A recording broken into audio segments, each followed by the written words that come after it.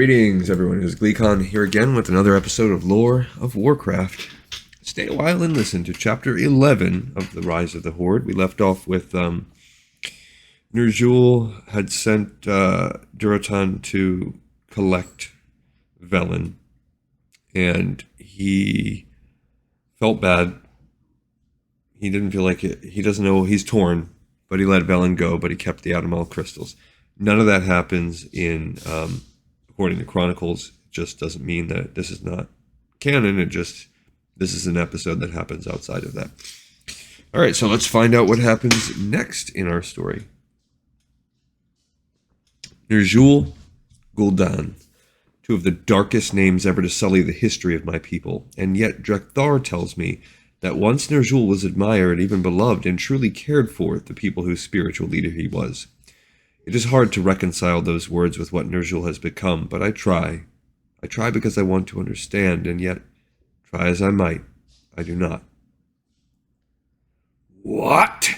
Ner'zhul's shriek of outrage made his apprentice Gul'dan wince. Durotan did not bat an eye.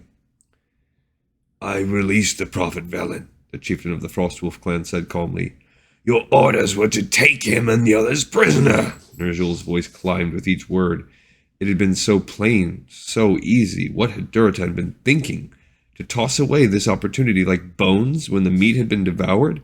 How much information could they have extracted from Velen? What kind of bargaining power over the Draenei would he have bought them? But that thought was dwarfed by the overwhelming horror of how Kil'jaeden would react. What would he do when he learned that Velen had not been captured? The beautiful being had been seemingly well pleased at the prospect when Ner'zhul told him of the plan. Flushed with pride at his cleverness, thinking victory already assured, Ner'zhul had even dared to offer Velen to Kil'jaeden as a sort of present. Now what would happen? The realization that he felt fear rather than chagrin at bringing disappointing news was not lost on the shaman. You put me in charge of the capture, and capture them I did, Durotan replied. But there is no honor in a prisoner taken willingly. You want us to be strong as a people rather than as individual clans, and we cannot do that without a code of honor that is inviolable. That is... Durotan continued speaking in his gruff, deep voice, but Ner'zhul was no longer listening. At that instant, that frozen space and time, Ner'zhul had a sudden realization that Kil'jaeden might not be the benevolent spirit he presented himself as. Durotan, lost in his own voice, speaking words to explain his decision, did not notice the shaman's shift in attention, but Ner'zhul felt Gul'dan's gaze upon him, and another fear welled up inside him that Gul'dan was bearing witness to his master's first hints of doubt. What is the right thing to do? How can I best serve? Why is Rulkan no longer coming to me? He blinked and came back to himself when he realized that Durotan had ceased speaking. The large chieftain was regarding Ner'zhul intently, waiting for the shaman to speak. How best to handle this? Durotan was well regarded among the clans. If Ner'zhul punished Durotan for his decision, there would be many who would respond with sympathy to the Frostwolf clan. It could cause a rift in the fabric Ner'zhul was trying to weave, the tightly knit fabric of a united orc nation, a horde, if you will. On the other hand, if he condoned Durotan's actions, it would be a severe and insulting blow to those who had fervently supported his previous position that the Draenei must die. He could not decide. He stared at Durotan, who began to frown slightly. My master is so overcome with rage that he cannot speak, came Gul'dan's smooth voice. Both Durotan and Ner'zhul turned to look at the younger shaman. You have disobeyed a direct order from your spiritual leader. Return to your camp, Durotan, son of Garad. My master will send you a letter shortly, conveying his decision. Durotan glanced back at Ner'zhul, his dislike of Gul'dan plain on his broad face. Ner'zhul gathered himself and stood tall, and this time, when he reached for words, he found them. Begone, Durotan. You have displeased me, and worse, you have displeased the being who has shown us such favor. You will hear from me soon enough. Durotan bowed, but did not leave immediately. There is one thing I do bring you, he said. He extended a small bundle to Ner'zhul. The shaman accepted it with hands that shook and hoped desperately that both Durotan and Gul'dan would interpret the trembling as fury and not fear. We took these off the prisoners, Durotan continued. Our shaman believe that they may hold power that we can use against the Draenei. He hesitated a moment longer as if waiting for further word from Ner'zhul. When the silence stretched long and uncomfortably between them, he bowed again and left. For a long moment, neither master nor apprentice spoke.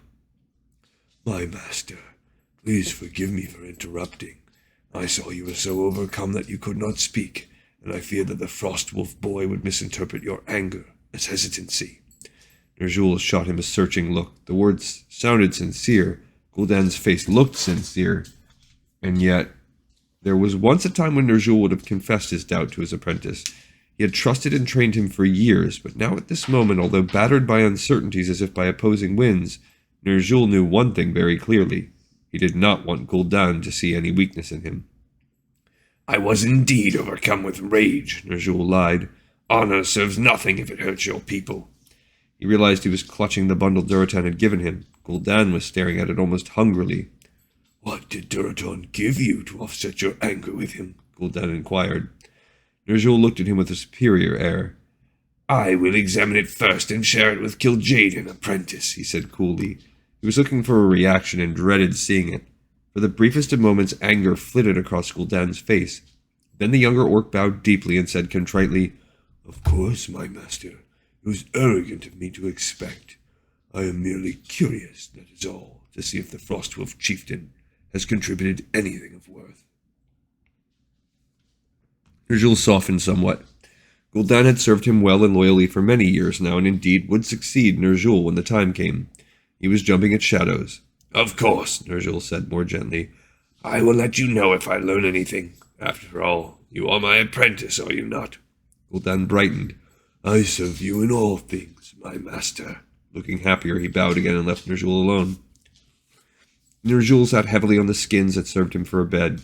He cradled the bundle in his lap and said a prayer to the ancestors that if Durotan had failed to deliver the leader of the Draenei, perhaps at least the Frostwolf chieftain had managed to obtain something of value. He took a deep breath, unwrapped the bundle, and gasped. Nestled against soft fur were two glowing gems.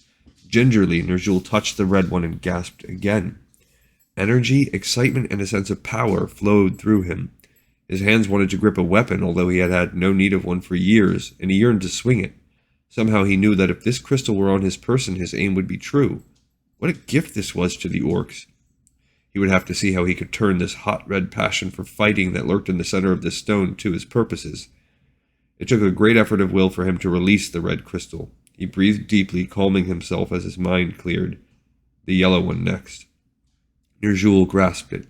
This time he had some idea of what to expect.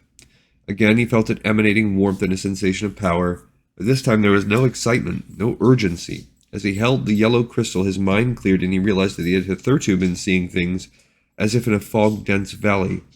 He could not find the words to describe it, but there was a purity, a clarity, a precision to everything. It was in fact so clean, so clear, that Ner'zhul began to perceive this opening of his mind as pain. He dropped the crystal back into his lap. The brilliant clarity, knife-sharp, faded somewhat. Ner'zhul smiled. If he did not have Velen himself to present to Kil'jaeden, at least he had these precious items to offer to appease the magnificent being. Kil'jaeden was furious. Ner'zhul quaked before that anger, prostrating himself on the earth, murmuring, "Forgive me," as Kil'jaeden raged. He squeezed his eyes shut, anticipating pain such as he had never experienced to suddenly start shooting along his body, when abruptly the raging ceased. Cautiously, Ner'zhul risked a glance at his benefactor. Kil'jaeden was once more looking serene, poised, and calm, and bathed in radiance. I am disappointed, the beautiful one murmured. He shifted his weight from one enormous cloven foot to the other. But I know two things. The Frostwolf clan leader is the one responsible, and you will never, ever trust him with an important task again. Relief swept through Ner'zhul, and he almost fainted from the sensation, so powerful was it. Of course not, my lord, never again, and we did find these crystals for you. They are of little use to me, said Kil'jaeden. Ner'zhul winced. But I think your people might find them helpful in your battle to crush the Draenei. That is your battle, is it not? Fear again clenched hard at Ner'zhul's heart. Of course, lord, it is the ancestors' will. Kil'jaeden looked at him for a moment, his brilliant eyes emanating flames. It is my will, he said simply, and Ner'zhul nodded frantically. Of course, it is your will, and I obey you in all things. Kil'jaeden seemed satisfied by the response and nodded. Then he was gone, and Ner'zhul sank back, wiping a face greasy with the sweat of terror. Out of the corner of his eye, he saw a flash of something white. Gul'dan had seen everything. We have been planning an attack for some time now, and last night, when the Pale Lady did not shine, we descended in force upon the sleeping little town. Not a one was left alive, not even the few children we found. Their supplies, food, armor, weapons, some strange items we know nothing of and shun. This bounty is now shared between the two unified clans. Their blood, blue and thick, dries now upon our faces, and we dance in celebration. There was more to the missive, but Ner'zhul did not read it. He did not have to. Although the details might be different, the essence of the letters was always the same. A successful attack, glory in the killing, the ecstasy of blood spilled. Ner'zhul glanced at the pile of letters he had received just that morning. 7 of them. With each month that passed, even throughout the long, hard winter months, the orcs grew more skilled at killing Draenei. They had learned much about their foe with each victory. The stones that Durotan had given Ner'zhul proved to be valuable indeed. Ner'zhul worked with them alone at first, and then in the company of other shaman. The red stone they dubbed the Heart of Fury, and they found that when the leader of a raid carried it, not only did he fight with more energy and skill, but everyone under his command benefited as well. The stone was passed from clan to clan at each new moon and was highly coveted, yet Ner'zhul knew no one would dare to steal it for himself. The second stone he called the Brilliant Star, and he found that when a shaman carried the crystal, he or she experienced a profound focus and clarity. While the Heart of Fury roused the emotions, the Brilliant Star calmed them. The thought process was swifter and more precise, and concentration was not easily broken. The result was powerful magic precisely controlled, another key to an orcish victory. The delicious irony that they were using the Draenei's own magic against them further improved morale among the orcs. But all these things did not hearten Ner'zhul. The sudden flash of doubt that had shuddered through him when he had spoken with Durotan had shaken him to the bone. He fought back the suspicions, terrified that somehow Kil'jaeden was able to read his thoughts, but they came like maggots writhing from a corpse to haunt his sleeping and waking thoughts. Kil'jaeden looked very, very similar to the Draenei. Was it possible that they were somehow the same, and was he, Ner'zhul, being used in some sort of civil war? One night he found he could no longer bear it. Silently he dressed and roused his wolf Sky Chaser, who stretched and blinked at him sleepily. "Come, my friend," Ner'zhul said affectionately as he settled on the great creature's back. He had never before ridden to the sacred mountain. Always he had walked, as was tradition, but he needed to return before he was missed, and he was certain that the urgency of his mission would mitigate his offense with the ancestors. It was almost spring, almost time for the Kosharg festival, but spring seemed far away as the cold wind bit at Ner'zhul's ears and nose.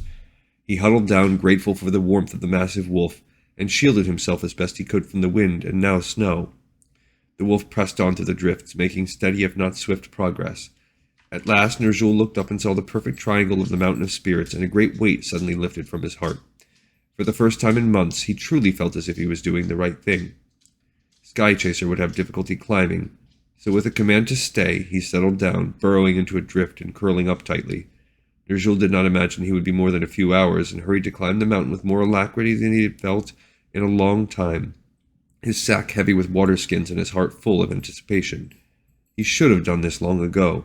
He should have gone right to the source of wisdom as shaman before him had done. He had no idea why he had never thought of this before.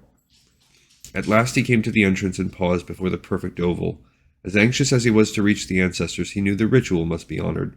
He lit the bundle of dried grasses he carried and let its sweet scent calm and purify his thoughts. Then he stepped forward, murmuring a spell to light the torches that lined the walk. Ner'zhul had walked this path more times than he could recall, and his feet moved steadily as if of their own accord. Down twined the smooth path, and Ner'zhul's heart raced with hope as he stepped forward into the darkness. It seemed to take longer than usual for him to become aware of the increase in light.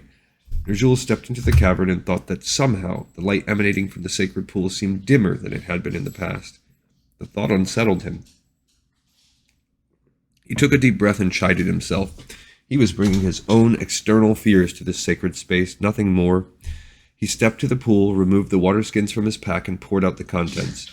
The soft splashing of water was the only sound, and it seemed to echo. His offering complete, Ner'zhul sat by the water's edge and waited, gazing into the radiant depths. Nothing happened. He did not panic. Sometimes the ancestors took their time about responding, but when more time had passed, unease began to stir in Ner'zhul's heart. Moved, he spoke aloud. "Ancestors, Beloved dead, I, Ner'zhul, shaman of the Shadow Moon clan, leader to your people, have come seeking, no, begging, wisdom. I have lost my way to your light. The times are dark and fearful, even as we grow stronger and more united as a people. I question the path I am on, and I beseech your guidance. Please, if ever you loved and cared for those who have followed in your footsteps, come to me now and advise me that I may lead them well. His voice quavered. He knew he sounded lost and pathetic, and for a moment stubborn pride made him flush with shame. But then that feeling was chased away by the knowledge that he did care for his people. He did want to do what was right for them, and at this moment he had no idea what that might be. The pool began to glow. Ner'zhul leaned forward eagerly, his eyes roaming the surface, and in the water he saw a face looking back at him. Vulcan, he breathed. For a moment, quick tears mercifully blurred her image. He blinked, and his heart lurched with pain as he saw the look in her ghostly eyes. It was hatred. Ner'zhul recoiled as if struck. Other faces began to appear in the water, dozens of them. All of them had the same expression. Nausea welled in him, and he cried out, Please, help me. Grant me your wisdom that I may win favor again in your eyes. Vulcan's severe features softened somewhat, and it was with a trace of compassion in her voice that she spoke. There is nothing you can do, not now, not in 100 years, to win favor in our eyes. You are not a savior of your people, but their betrayer. No, he shrieked. Now tell me what to do, and I will do it. It is not too late. Surely it is not too late. You are not strong enough, said another rumbling voice, this one male. If you were, you would never have walked so far down this path. You would not have been so easily gulled into doing the will of one who bears no love for our people. But I do not understand, Ner'zhul murmured. Vulcan, you came to me. I heard you. You, Greksha, you advised me. Kil'jaeden was the one you wanted me to embrace, the great friend to all the orcs. She said nothing in response to this. She did not have to. Even as the words tumbled from his lips, he understood how profoundly he had been misled. The ancestors had never appeared to him at all. It had all been a trick concocted by Kil'jaeden, whatever he was. They were right not to trust Ner'zhul now. Any shaman who would be so easily deceived could never be trusted to put things right again. All was an elaborate web of lies and deceit and manipulation, and he, Ner'zhul, had been the first foolish insect to become inextricably trapped within it. Nearly 100 Draenei were dead. There was no turning back, no requesting aid from the ancestors. He could not trust any of his visions ever again, except to understand that they were likely to be lies. Worst of all, he had delivered his people into the hands of one who, despite his fair appearance and his honeyed words, did not have their best interests in whatever passed for his heart. Even as he stared into the ghostly eyes of his beloved, she turned away from him. One by one, the myriad faces reflected in the water followed suit. Ner'zhul trembled with the horror of what he had done. There was nothing he could do to make it right. Nothing he could do except continue on this path that Kil'jaeden had so carefully contrived for him to walk, and pray to the ancestors who no longer listened to him, that somehow, some way, things would turn out all right. He buried his face in his hands and wept. Crouching in the darkness, in a bend in the tunnel, Gul'dan listened to the sound of his master's sobbing, and smiled to himself. Kil'jaeden would be grateful for the information. Okay, so that meshes, other than, again, the touching upon the magic, which they shouldn't have, and the Adamal crystal possession and what they do, which is not mentioned. This is pretty much exactly what happens in Chronicles. So this part is complete reconciliation, at least. Or so again, the Velen thing, another chapter that just wasn't mentioned, doesn't mean it didn't happen. So that's good. So the only real big issue, that sticking point that we're having, is Gul'dan has not severed tied to the elements, and he has not created the pox. Garad did not die in the same way. Ultimately that's a minor issue, other than the forming of Garadar. It leaves that out. But yeah, so